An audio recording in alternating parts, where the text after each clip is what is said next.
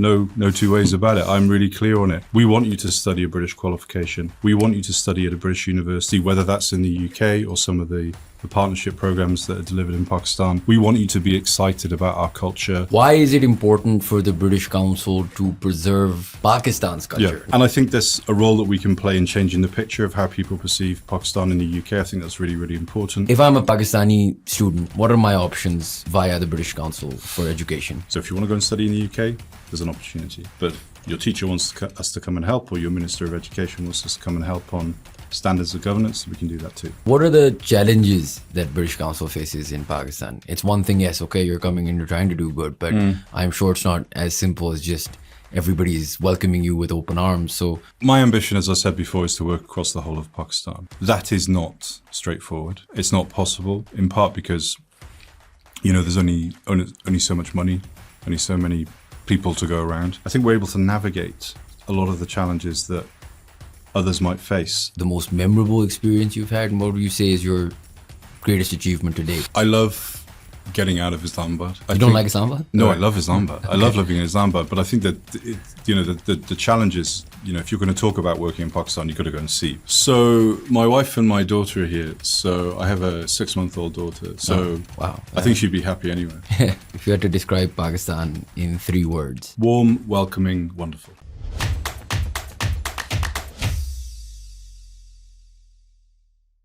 Assalamu alaikum everyone, and welcome to another episode of How Does It Work, a podcast by Pro Pakistani. Very, very interesting guest today. James Hampson is the country director for British Council in Pakistan. Firstly, thank you so much for being on the podcast, James. Thank you for having me. It's great to be here. Okay, so first, can you explain to us a little bit about what your role is in the British Council? And correct me if I'm wrong, you were here before as well, and you sort of chose to come back to Pakistan. Now, for a country where most of us are trying to leave, I feel like that's a really interesting question. It's something that I am very pleased about, is to be able to return to a country that I spent just under 2 years, 2017 to 2019, as the deputy country director. And when the opportunity came up in the summer of 23 to come back in what became October 23, it took me about 10 seconds to think about it when I was offered the job. 9 of which were to try and find my wife to say, is this okay? But it was an easy decision to make. I felt like it was a place that I had unfinished business in terms of the British Council, that I'd spent the 4 years between leaving in 2019 and coming back, talking about the work of the British Council here, because it got to me. And, the work is brilliant. The people are brilliant. I love Pakistan. And so to be able to come back for a second time, it's been a huge privilege, and my job really is to bring it all together. We have 300 people who work for us in 4 offices across the country, and my job is to make sure everybody's safe, everybody is able to do their job, that we deliver great work, and that the reputation of the British Council is secure in my hands. So this is the best job in my organisation. And what sort of excites you the most about this particular leg? In Pakistan, the British Council does great work all over the world, but what about Pakistan specifically? What sort of excites you about being here and leading this team? So we're the second biggest operation in the world, depending on how you count it. But if you think about the size of what we do, the scale of what we do across the country, and I think being able to work across the whole of Pakistan is something I've wanted to be able to say. So we work, last week I was in Peshawar, on the weekend I was in Karachi, we work in Balochistan, we work right across Punjab, of course we work in the capital as well, and all over Sindh. So being able to say as an international organisation, as a British organisation, we work across the whole of this country. It's not a humble brag, but it is something that not many other organisations can say. And I want to be able to say that because I want the British Council to be for everyone. Whether you can afford to pay for an exam, which a lot of people know us for, or you are a young girl in Punjab who wants to get back into school, and everyone and everything in between. So, and we all know there's challenges out there. We all know that. And no one, least of all you, needs me to list them. But I want to be part of helping to solve some problems and using the reputation and the history that we have here and the access that we have here to do some good. And how has the British Council's role sort of evolved over the years? I know that the British Council has been in Pakistan for decades now, as long as I can remember. Yeah. But I'm sure that the sort of evolution has also taken place over the years. And you guys were also, I mean, like, for example, me, I would know you from, I was talking about this off air as well. Other than exams, the only other thing I knew was there used to be like a library when I was a kid in Melody here in Islamabad that I would go to. But for those of our listeners who don't know, other than the exams, what are the sort of things that British Council has sort of brought to Pakistan over the decades that it's been here? Thank you. It's a great question, and I'll give you an answer over the next few hours, actually, if that's okay, because it take quite a long time. I'm only joking. So we opened up in 1948. So as the new nation of Pakistan was taking its first steps, and we opened up in Karachi. And I think over the years, as you say, the two things people talk about when they talk about my organization is we've taken an exam with you, or I went to your library. And so for a long time, we didn't have libraries in Pakistan. So we now have two again. We have one in Karachi and one in Lahore. We have exams. We delivered 1 million exams in an 18-month period in Pakistan. But we also have a huge program that is all about connecting the UK and all 4 nations to the UK. And because I'm Welsh, Irish, I really delight in this 4 nations thing, because it's not just about England, it's Scotland, it's Northern Ireland and Wales as well. And if you ask anyone about Wales, usually I have, that requires a whole further conversation. But in education, we are helping 250,000 girls get back into school in KP and Punjab. We're connecting universities from both countries through the PAC UK Education Gateway. Last week in Peshawar, I opened a centre of excellence with the EU ambassador that will help women get into learn digital skills and get into technology-based industries. In our arts program, we were very pleased to be part of an initiative that brought the new music of Nusrat Fateh Ali Khan last year, called Chain of Light, back into the consciousness of millions. We have a program which I absolutely love called the Cultural Protection Fund, which is all about how we protect Pakistan's cultural heritage from the impact of climate change and in some cases conflict. So if you're a fan of Raiders of the Lost Ark, for me, this is incredible, because we're mapping Buddhist reliefs in the Swat Valley. We are mapping underwater sites in the Indus Delta down, the south of the country, and everything in between, protecting Hazara culture. So this is incredible work, and this is funded by the UK government and by the British Council. So this goes back to my drive to try and bring as many people into our world as possible. That yes, some people can afford a library membership. Yes, some people can afford to take an exam, but actually there's a whole world that the British Council has, and working across the whole of this incredible country, that I feel really passionate about, that we are more than these things that people have heard about us from the past, as important as they are. And the library in Karachi and the library in Lahore, they're safe spaces as well. Yeah. They're places where people can come in, think about what they want to do in their life, read an amazing book, think about what their future holds. And we want people to choose the UK. I mean, I'm no two ways about it. I'm really clear on it. We want you to study a British qualification. We want you to study at a British university, whether that's in the UK or some of the partnership programs that are delivered in Pakistan. We want you to be excited about our culture, about our values, about who we are as a country. And, those ties that exist between the UK and Pakistan, they're for the ages. 1.6 million people of Pakistani heritage, the British nationals. The Nusrat Chain of Light work really showed that up, that close relationship. The level of interest in the UK for that was off the charts. So that's a long way of saying that through arts, through education, through world-class qualifications, through the English language, we have something for everyone, I think. And I find it really interesting that, okay, there's this element of course, you want us to understand British culture, but you just mentioned how you want us to preserve our culture, the artifacts you mentioned. Nusrat is a great example, the Chain of Light work you guys did. Why is it important for the British Council to preserve Pakistan's culture? Now, I understand explaining to us British culture, but why is our culture something that you feel a custodian of as well to sort of protect? I think custodian's a big word. The way I would answer it is that the way the council works across the world is we believe in mutuality. We believe in partnership. We believe that what works for us should work for you. The idea that the UK benefits, yes, but Pakistan should benefit as well. And I think there's a role that we can play in changing the picture of how people perceive Pakistan in the UK. I think that's really, really important. There is a role for us to support economic growth as well as the sort of the cultural good in and of itself.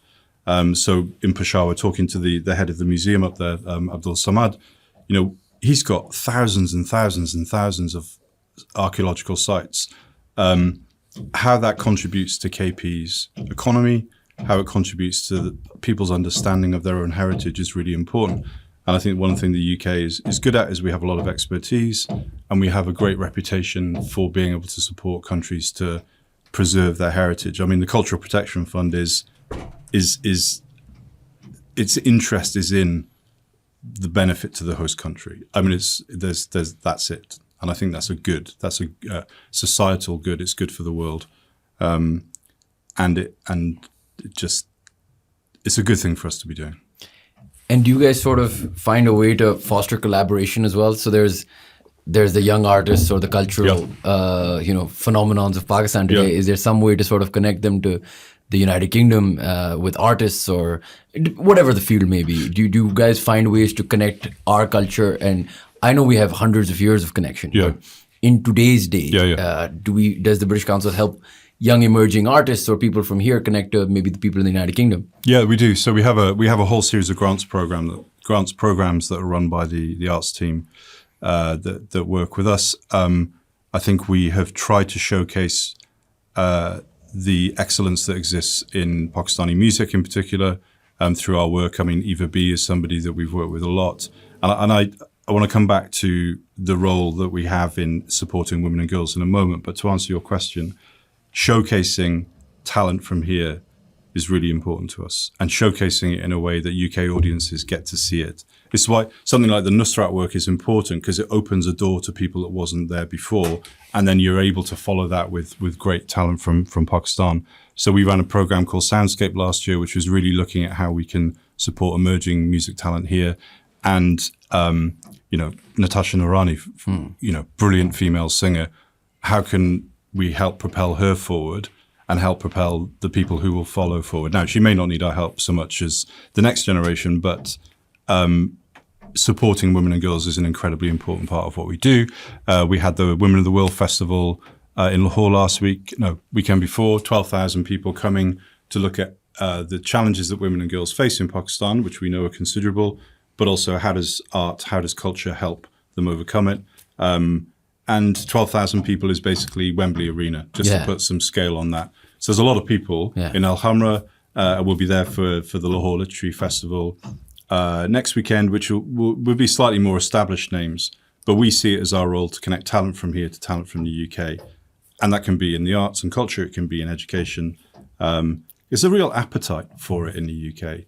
And, it's a competitive space because, of course, the UK looks at the world and says, what are the choices we're going to make? Where do we want to play? Where do we want to invest? And so we have to work pretty hard to make sure people come here, but it's helped enormously by our shared culture, our shared heritage, and history.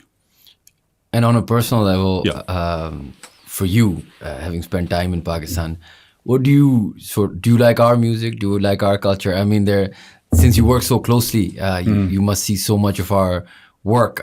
A lot of the times I feel like because of the security situation and a lot of what's happened in the last couple of decades now, Pakistan's art and culture scene is sort of taken a backseat to the other problems we might have.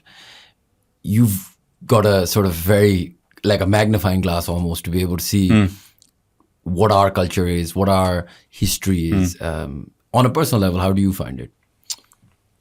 I am constantly inspired by what I see and by what I hear. I think the standard of musicianship, not just musicianship for its own sake, you've got lots of technically brilliant musicians, but I've become something of a fan of Qawwali music. Mm-hmm. And a couple of weekends ago, we had some female Qawwali singers, Al Hamra, and it was just completely intoxicating. I think the visual art that I've seen that's been produced, mentioning no names, because if I start picking out favorites, I'll get into trouble. Fair enough.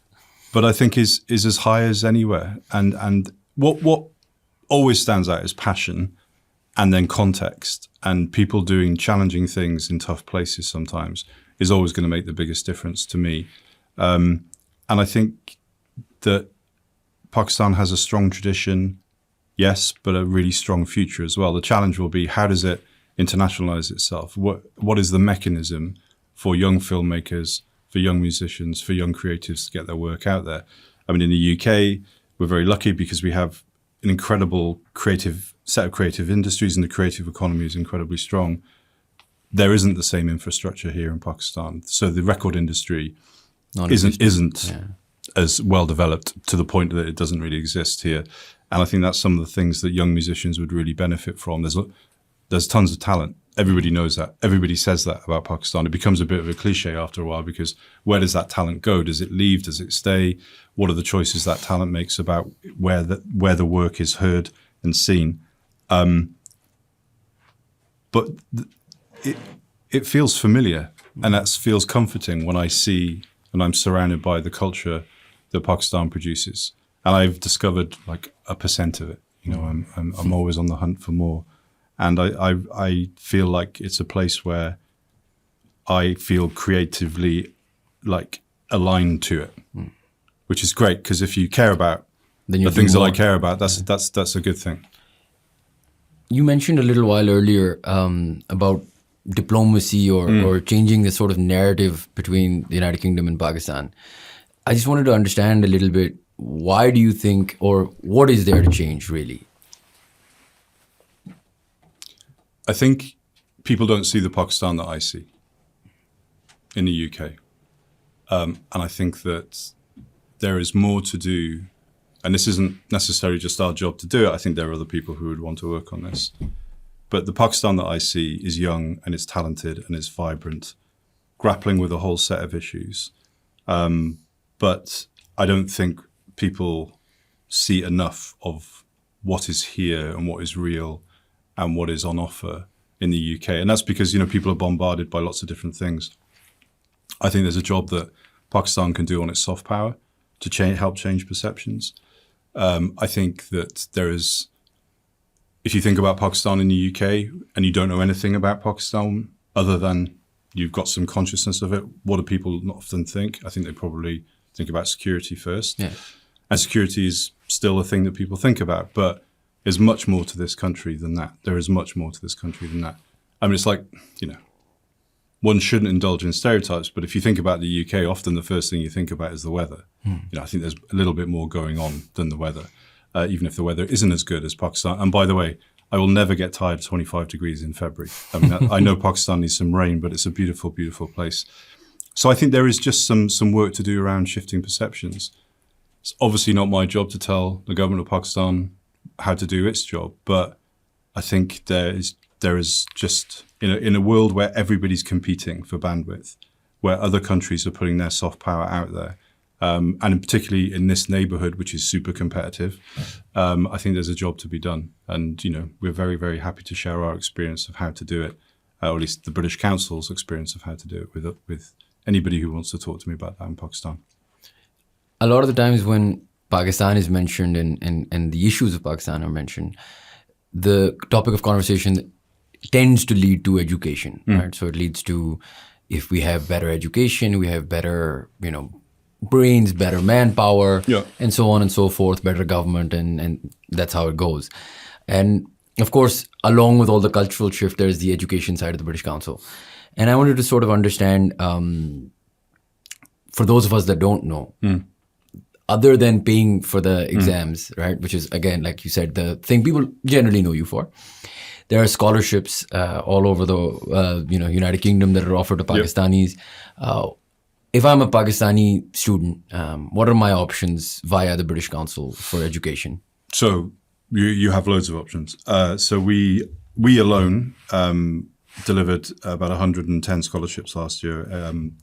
Everything from the Commonwealth Scholarship to the Charles Wallace Scholarship. So global programs or regional programs have been set up in the UK to support the development of, or in the Commonwealth to support the development of young people here. Then, of course, the FCDO, the UK government, has Achieving Scholarship as well. There's also opportunities to get involved in, if you're a really young kid, in some of our schools programs, or at least your schools and your teachers will. So what we're really interested in is how do we help raise the level and standard of teachers? How do we help and raise the level and standard of governance in schools, public schools that we're talking about here? Because a large part of our work, which won't often go seen by sort of some maybe people in your audience, is how do we support the education emergency? How do we do that right across the whole of the country? So how does a school in the newly merged district benefit from in KP, benefit from some of the work that we're doing? So I was talking to the Minister of Education in KP last week. You know, he's got a huge job on his hands. I mean, he's a great human being, and I like talking to him. But there are a whole set of challenges there that are being faced from societal norms, which are leading to our girls being able to go into school. Is there a school in the first place? If there's a building, is there a teacher in there? So we can't solve all of those problems, but what we can do is bring our know-how and our expertise to any given situation. Then at the other end of the spectrum, you do have, of course, scholarship opportunities. But what we like to talk about in the British Council with the High Commission and her team is like an end-to-end offer. Right. So everything from early childhood learning to research partnerships that are looking at how do you make the emissions from jet engines carbon neutral. Right. And everything in between. Right. And that's what I want us to be able to talk about. Then if the High Commissioner were here, she would say education is the biggest thing the UK does in Pakistan. And it is. So again, it goes back to what I was saying about there's something for everybody in what we do. So if you want to go and study in the UK, there's an opportunity. But if your teacher wants us to come and help, or your Minister of Education wants us to come and help on standards of governance, we can do that too. And you mentioned right now in that the KP government or the minister has a problem on his hands, and a wider problem in Pakistan is women education, and it's centric to females. Some of it is to do with our culture, some of it is to do with education itself. And if you look at the countries like our neighbors, or Bangladesh, for example, even the rise of Bangladesh came when the women sort of entered the workforce, and that helped us or helped them sort of raise their economic standards. Now we're in a situation where a lot of our female workforce is not being developed. They're not being educated. And this is a big problem in Pakistan. I'm assuming, and I'd like to understand a little bit more, what work the British Council is doing when it comes to women empowerment and when it comes to issues specifically pertaining to that. So this is a really important part of what we do. And it's really important to me that we are adding to solving the challenges that women face in Pakistan, whether it's entry to the labor force, getting into school in the first place, celebration of female talent. So if you think about starting at the very young age, so we are working with partners in KP and Punjab through the FCDO's goal program. So we're going to help get 250,000 girls in those two provinces back in school. Now, there's 26 million children out of school in Pakistan, so it's a small number relative to the whole, but we're going to do that. I'm going to try and improve what happens in the classroom, because getting kids into school is one thing, but what happens when they're there is really, really important too. So that's in the early stages of life. The EU TVET project, so we have funding from the European Union to deliver a TVET project, which will get women into jobs with internationally recognized qualifications so that they can work in digital industries. And then the Women of the World Festival, which I mentioned before, is about celebrating female-led culture and art. So we're trying to cover as much ground of this as possible. I think that the way of putting it is Pakistan won't succeed unless the women of Pakistan succeed. There's no question about that. So every time a girl is denied access to school, she's denied an opportunity to fulfill her potential. And that ultimately will hold any country, not least this one, but any country back. The Women and Girls of Pakistan, one of the ways in which we do that is through our Avaz program, which is really seeking to amplify the voices of women and girls, but also marginalized communities and people across the country. We believe in equality, diversity, and inclusion. Pakistan is not always a fair place for everybody to live in. It's not always an inclusive place for everyone to live in. And so the Avaz program has reached 35 million people across KP and Punjab. And we really, really are passionate about promoting the voice of people who don't have a voice, or people who want to be heard and can't. And that's what we're here to do. And speaking of sort of obstacles, there must be it's not just funding, right? There are a lot of cultural obstacles. There's a lot of bureaucratic obstacles in Pakistan. I'm sure you are aware of them as well now. What are the challenges that British Council faces in Pakistan? It's one thing, yes, okay, you're coming in, you're trying to do good, but I'm sure it's not as simple as just everybody's welcoming you with open arms. So how do you deal with those challenges, and what are those challenges? I try and make it look as easy as possible. So my ambition, as I said before, is to work across the whole of Pakistan. That is not straightforward. It's not possible, in part because, there's only so much money, only so many people to go around. Yeah. There are places I can't go because of the rules we have around security. So I try and make the most of the places that I can go. So again, Peshawar last week was fantastic. That's not necessarily an easy journey for me to make. I mean, it should be because it's 2 hours from Islamabad. There's lots of other reasons why it's not as straightforward. But I think covering the whole of this country is the single biggest challenge because we have so much history here, because we are known, loved, respected, not by everybody, but largely, because we operate over the long term. We avoid some of the bumps and bruises in any given bilateral relationship. We stay out of that. People know us, they understand us, they get that we are there for the benefit of the people of Pakistan as well as the benefit of the people of the UK. I think we're able to navigate a lot of the challenges that others might face. And I think people see us or feel that we're trying to do genuine good. So, bureaucracies are bureaucracies the world over. I'm a professional bureaucrat. I mean, nothing is impossible. The thing I would say in the 15, 16 months since I've been back, no one in the government of Pakistan governments, federal and provincial, has been anything but welcoming. Almost everything we've asked for has worked because we give a lot back too. So that's a real partnership. That's a real friendship. It's a win-win. It's a win-win. And where there are difficulties and challenges, we talk about it. Like all good relationships, if you can talk about it, that's much better than, ignoring each other. And if I asked you in the 15, 16 months you've been here, or maybe even the last time you were here, what would you say is the most memorable experience you've had? And what would you say is your greatest achievement to date? Well, when I leave, I'll get back to you on the greatest achievement. Fair enough. Most memorable experience. I love getting out of Islamabad. You don't like Islamabad? No, I love Islamabad. Okay. I love living in Islamabad, but I think that the challenge is, if you're going to talk about working in Pakistan, you've got to go and see Pakistan, right? Yeah, fair. So every time I've been to Karachi, as I was there this weekend, the energy and the hustle of the place, it's just completely intoxicating. I worked in Cairo for 4 years, 10 years ago, and Karachi and Cairo have that sort of familiarity to me, and I really like those big cities. I love Peshawar as well. I love the food in Peshawar. If anybody asks me which food I like, I know this is a highly political statement that I'm about to make. Pashtun food. Yeah. Fair enough. Yeah. It is the best. It is the best. It is the best. I think so. Yeah. So there, I've said it now. I've been diplomatic up to this point. but then the culture and warmth of Lahore. So I'm always blown away every time I go anywhere. I feel like every time's the first time. Every time is a moment to fall in love with something. When visiting the Badshai Mosque for the first time, it's just like, wow, this is incredible. And I've seen it 4 times, but every time I go back, I'm like, this is amazing.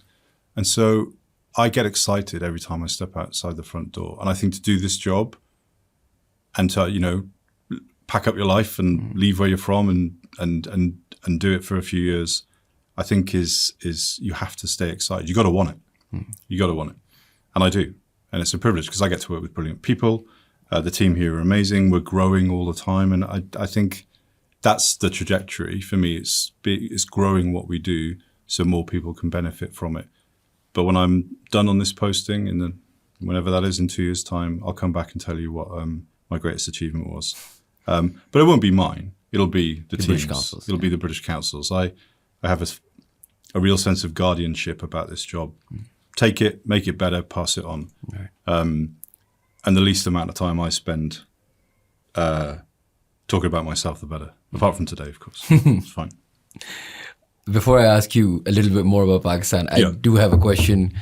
You mentioned that it took you a second to decide to come back to Pakistan. It took you 9 seconds to try to think about what to tell your family to come back to Pakistan.